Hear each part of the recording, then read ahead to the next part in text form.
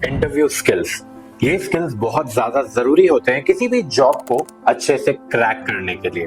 और इस वीडियो में मैं आपको इन्हीं स्किल्स के बारे में बताऊंगा एक हायरिंग मैनेजर के पर्सपेक्टिव से कि एक हायरिंग मैनेजर क्या देखता है एक कैंडिडेट में उसको सेलेक्ट करने के लिए। गाइस, मेरा नाम है करण जुरानी। ये है इंटरव्यू सीरीज का सेकंड पार्ट। फर्स्ट पार्ट में पहले 5 चैप्टर कवर हो चुके हैं। अगर आपने पहला पार्ट नहीं देखा है तो उसका लिंक मैं नीचे डिस्क्रिप्शन में दे दूंगा। आप पहले 5 चैप्टर को कंप्लीट कर लीजिए और फिर इस वीडियो में आइए।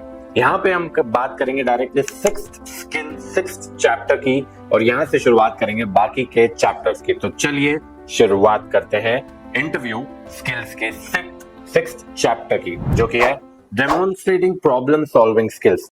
कैसे सॉल्यूशन देने वाले कैंडिडेट्स सबसे अलग दिखते हैं।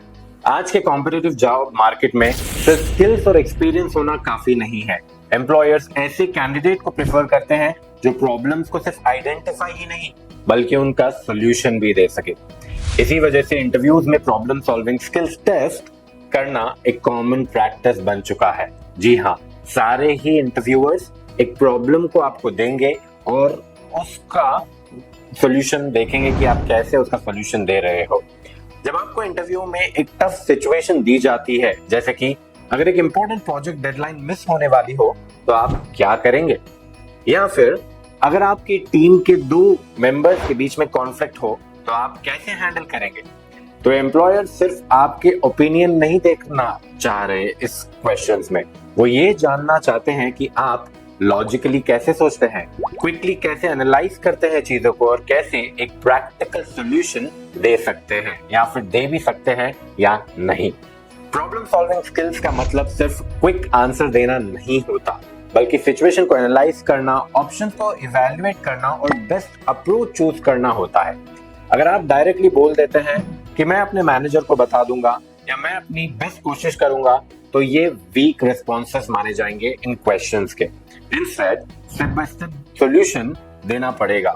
आपकी एनालिटिकल थिंकिंग और इनिशिएटिव टेकिंग एबिलिटीज को हाईलाइट करना पड़ेगा। बेस्ट अप्रोच ये है कि आप एक स्टार फ्रेमवर्क का इस्तेमाल कर सकते हो। STAR स्टार, यानी कि सिचुएशन, टास्क, एक्शन और रिजल्ट। इस मेथड को आप यूज कर सकते हैं। पहले सिचुएशन को एक्सप्लेन करें, फिर आपका रोल या टास्क क्या था उसमें, उसको आप समझाएं। आपने कौन सा एक्शन दिया और उसका फाइनल रिजल्ट क्या आ सकता है, ये आपको प्रैक्टिस करना पड़ेगा। ये मेथड आपके आंसर को एक स्ट्रक्चर देती है और हायरिंग मैनेजर को क्लियरली दिखता है कि आप रियल वर्ल्ड प्रॉब्लम्स कैसे सॉल्व कर सकते हैं। अगर आप एक ऐसे कैंडिडेट हैं जो सिर्फ इश्यूज पॉइंट आउट नहीं करते बल्कि उसका सॉल्यूशंस भी सजेस्ट करते हैं, तो आपका इंप्रेशन अच्छा और स्ट्रॉन्ग रहेगा। क्योंकि रियल वर्ल्ड में इश्यूज तो सभी कोई फाइंड आउट करते हैं, बट उसके सॉल्यूशंस के साथ जो आता है वही एक स्ट्रॉन्ग कैंडिडेट माना जाता है। कंपनीज ऐसे लोगों को रिक्रूट करती हैं जो प्रॉब्लम्स का प्रेशर नहीं लेते बल्कि प्रॉब्लम्स को कॉन्फिडेंटली असेस करके कॉन्फिडेंट आंसर देते हैं या फिर कॉन्फिडेंटली हैंडल करने की एबिलिटी रखते हैं। कई 7 चैप्टर है इमोशनल इंटेलिजेंस इन इंटरव्यूज। क्यों सेल्फ अवेयरनेस, एम्पैथी और टीम वर्क बहुत जरूरी है।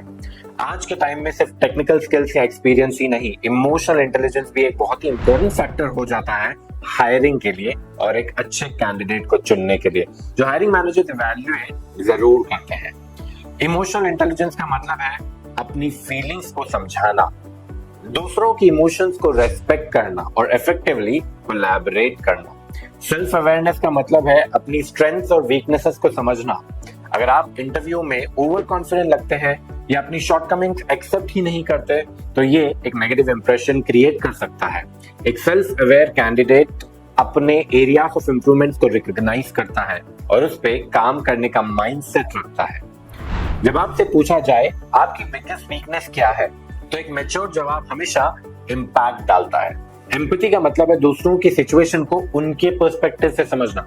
इंटरव्यूज में आपको ऐसे क्वेश्चंस मिल सकते हैं जैसे कि अगर आपके किसी कोलीग का परफॉर्मेंस वीक हो तो आप कैसे हेल्प करोगे।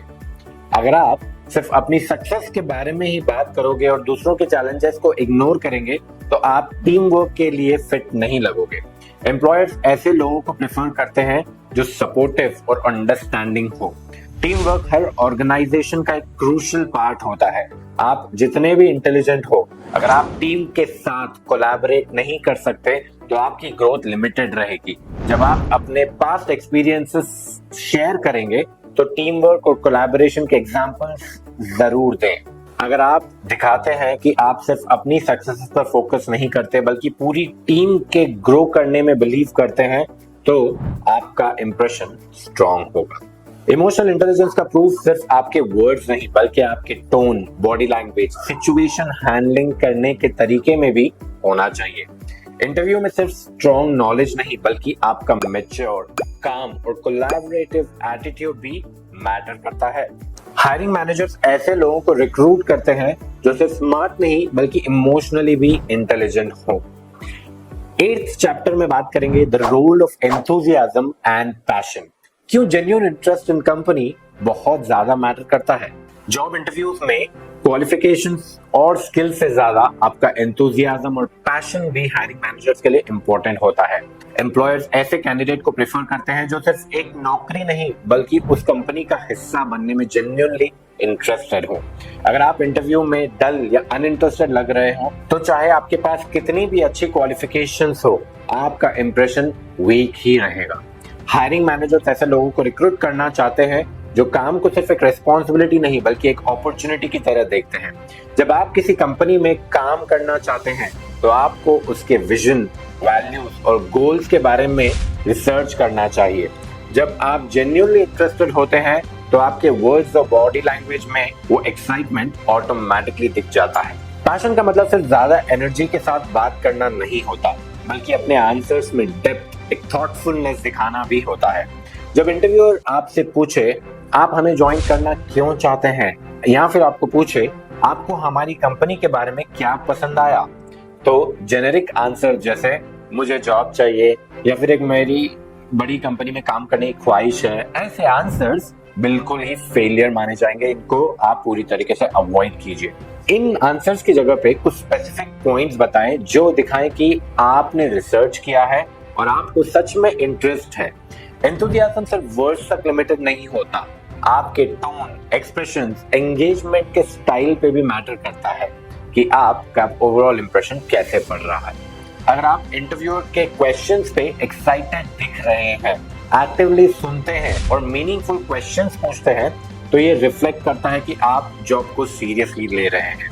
हायरिंग मैनेजर्स को सिर्फ एक क्वालिफाइड एम्प्लॉय नहीं चाहिए बल्कि एक मोटिवेटेड और एंगेज टीम मेंबर चाहिए जो कंपनी के गोल्स के साथ अलाइन करे। अगर आप इंटरव्यू में पैशन और एंथुसियाज्म क्लियरली दिखा सकते हैं तो आपकी सिलेक्शन के चांसेस ऑटोमेटिकली बढ़ जाते हैं। चलिए 9th चैप्टर के बारे में बात करते हैं जो कि अकाउंटेबिलिटी एंड कोचेबिलिटी। कैसे गलतियों को मानना और फीडबैक एक्सेप्ट करना ग्रोथ का पोटेंशियल दिखाता है। जॉब इंटरव्यूज में हायरिंग मैनेजर सिर्फ आपके स्किल्स और एक्सपीरियंस नहीं बल्कि आपके एटीट्यूड और लर्निंग एबिलिटी भी इवैल्यूएट करते हैं। आज के डायनामिक वर्क एनवायरनमेंट में सिर्फ वो कैंडिडेट्स वैल्यूएबल नहीं होते जो कुछ जानते हैं बल्कि वो जो सीखने के लिए रेडी होते हैं और अपनी गलतियों से इम्प्रूव कर सकते हैं, वैसे कैंडिडेट्स अच्छे वैल्यूएबल होते हैं। अकाउंटेबिलिटी का मतलब है अपनी मिस्टेक्स को एक्सेप्ट करना और उनसे सीखना। अगर आप इंटरव्यू में कोई ऐसे आंसर देते हैं जैसे कि मुझसे कभी कोई बड़ी गलती नहीं हुई, मैं हमेशा सही होता हूँ, तो हायरिंग मैनेजर्स को लगेगा कि आप सेल्फ अवेयर नहीं है। हर प्रोफेशनल के साथ भी कभी ना कभी मिस्टेक्स होती हैं, लेकिन जो लोग उन्हें एक्सेप्ट करते हैं, इम्प्रूव करते हैं या फिर इम्प्रूव करने की चाह रखते हैं, वही सक्सेसफुल होते हैं। अगर इंटरव्यूअर आपसे पूछे कभी आपने कोई मिस्टेक की है, आपने उससे क्या सीखा, तो ऑनेस्टली जवाब दे और दिखाएं कि आपने उस सिचुएशन से क्या सीखा, कैसे उस सिचुएशन को हैंडल किया और फ्यूचर में कैसे बेटर बन जाएंगे उस पर्टिकुलर सिचुएशन के लिए। कोचेबिलिटी का मतलब है फीडबैक को पॉजिटिवली लेना और उस पर काम करना। अगर आप क्रिटिसिज्म को ईगो पे ले लेते हैं या हर चीज में डिफेंसिवनेस दिखाते हैं तो ये एक रेड फ्लैग हो सकता है। कंपनीज उन्हीं लोगों को प्रेफर करती हैं जो न्यू स्किल सीखने के लिए ओपन और अपने वीक एरियाज को इम्प्रूव करने के लिए भी ओपन रहें। आज के एआई वर्ल्ड में हर दिन नया एआई का अपडेट, नया टूल, नया पर्सपेक्टिव आ रहा है, तो इस वजह से भी लर्निंग पहले से बहुत ज्यादा इंपॉर्टेंट हो चुकी है। क्विक लर्निंग की यहाँ पे मैं बात कर रहा हूँ। जब इंटरव्यूअर आपसे पूछे आपने कभी कंस्ट्रक्टिव फीडबैक रिसीव किया है, उस फीडबैक के बेसिस पे आपने क्या इंप्रूव किया, तो एक रियल लाइफ एग्जांपल दें जो दिखाए कि आप अपनी प्रोफेशनल और पर्सनल ग्रोथ के लिए ओपन है। आप रियल लाइफ एग्जांपल कैसे लाओगे? आप रियल लाइफ एग्जांपल किसी भी एग्जांपल को अपने प्रीवियस एक्सपीरियंस से ला सकते हैं। अगर आप एक फ्रेशर हैं तो आप अपने कॉलेज के एक्सपीरियंस को, आपने कॉलेज के फैकल्टी से रिसीव हुए फीडबैक के एक्सपीरियंस को ला सकते हैं। कोई भी ये नहीं देखना चाहता कि आपको क्या फीडबैक मिला और उस पर आपने क्या काम किया। इंटरव्यूअर्स बस ये देखना चाहते हैं कि आपने उस फीडबैक को कैसे लिया और आप उस फीडबैक को शेयर करने के लिए क्या ओपन है। इसी चीज को वो देखना चाहते हैं। तो आप किसी भी रियल लाइफ एग्जांपल से फीडबैक जरूर दें, अपने फीडबैक का एक्सपीरियंस जरूर दें। हर कंपनी एक ऐसे टीम प्लेयर को रिक्रूट करना चाहती है जो रिस्पॉन्सिबिलिटी ले सके, मिस्टेक से सीखे और नए आइडियाज को एक्सेप्ट कर सके। अगर आप इंटरव्यूज में अपनी अकाउंटेबिलिटी और कोचेबिलिटी क्लियरली दिखाते हैं तो आपकी अडेप्टेबिलिटी और long term potential hiring managers के सामने और भी स्ट्रांग हो जाती है। तो गाइस, ये थे इंटरव्यू टिप्स के चैप्टर। बाकी के चैप्टर्स मैं आपको अगली वीडियो में दे दूंगा। तब तक के लिए देखते रहिए इस चैनल को, सब्सक्राइब जरूर कर लीजिए ताकि आप अच्छी वीडियोस मिस ना करें। और इन चैप्टर को डिटेल में प्रैक्टिस कीजिए, अपने फ्रेंड्स और फैमिली मेंबर्स के साथ भी शेयर कीजिए और अच्छे से प्रैक्टिस कीजिए। कोई भी डाउट हो इंटरव्यूज के रिलेटेड, आप बेझिझक नीचे कमेंट कर दीजिए और मैं ज़रूर उसका आंसर करूँगा। मैं हर एक कमेंट को ज़रूर देखता हूँ और रिप्लाई देता हूँ। चलिए, मैं आपसे मिलता हूँ अगली वीडियो में। तब तक के लिए देखते रहिए चैनल को। जय हिंद।